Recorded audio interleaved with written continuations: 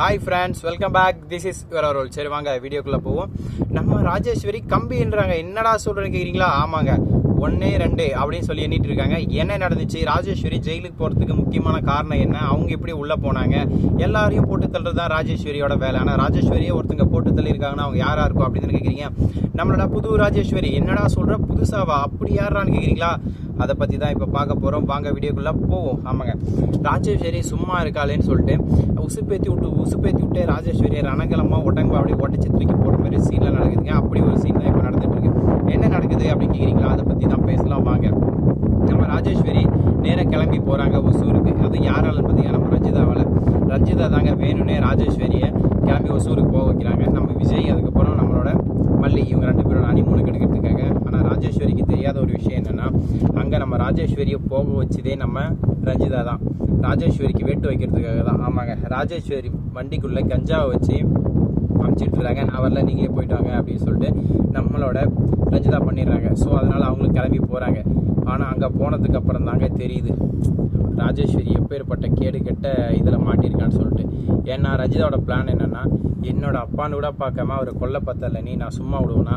அதுக்காக தான் அந்த திட்டத்தை நான் போட்டேன். இப்போ நீ அங்கே போகணும், போலீஸ் நடுவில் செக்கிங் இருக்குது, நானே போட்டு கொடுக்குறேன், அவங்கள பிடிப்பாங்க, பிடிச்ச உன்னை உள்ள தூக்கி போடுவாங்க. அதுக்கப்புறம் வயசு ஏற்பட்டேன், அதுக்கப்புறம் இந்த சொத்துக்கெல்லாம் நான் தான் அதிபதி, அதுக்கப்புறம் நான் ஆசைப்பட்ட மாதிரி யாரும் கல்யாணம் பண்ணிட்டு ஆஹா ஓ பல்லே ஜிகிஜிகிதான் அப்படின்ட்டு வாழ போகிறேன் அப்படின்ற மாதிரி நம்ம ரஞ்சிதா வந்து மனசுக்குள்ளே கனவு கொட்டியாக கட்டிட்டு போயிட்டு இருக்காங்க.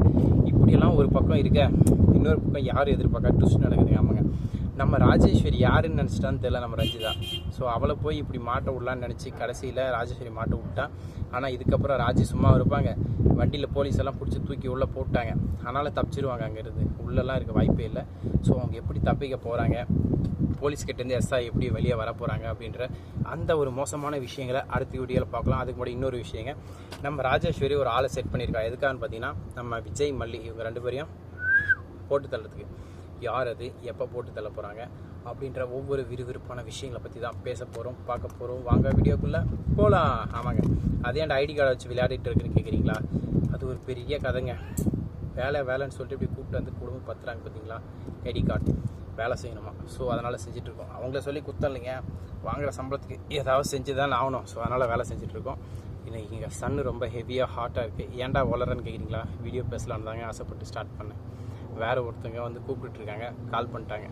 ஸோ அவங்ககிட்ட போயிட்டு என்னென்ன விஷயம் ஏதுன்னு கேட்டுட்டு இந்த ஒர்க்கை முடிச்சுட்டு அதுக்கப்புறம் நான் பார்த்துக்கிறேன். ஸோ நண்பர்களே, மல்லி சீரியல் இப்போதைக்கு இப்படி தான் போயிட்டுருக்கேன். இதுக்கப்புறம் வேறு என்ன விறுவிறுப்பாக சுவாரஸ்யமாக சுறுசுறுப்பாக நடக்க போகுதுன்ற ஒவ்வொரு அப்டேட்டையும் அடுத்த வீடியோவில் சொல்கிறேன். இந்த வீடியோவில் என்னால் ஒழுங்காக சொல்ல முடியல, சொல்லவும் இவங்க விடலை. டார்ச்சர் பண்ணுறாங்க. ஸோ அதனால் வேறு என்ன விறுவிறுப்பாக நடக்க போகுது, நடந்துகிட்ருக்குன்ற விஷயத்தெல்லாம் இன்னொரு புது வீடியோவில் வந்து சொல்கிறேன். அது வரைக்கும் மறக்காமல் சப்ஸ்கிரைப் பண்ணுங்கள், லைக் பண்ணுங்கள். சேட்டா சப்ஸ்கிரைப் பண்ண சொல்லு. சேட்டா சப்ஸ்கிரைப் பண்ண சொல்லு. சப்ஸ்கிரைப் பண்ணிடுங்க. Thank you so much. Tata, see you, bye bye.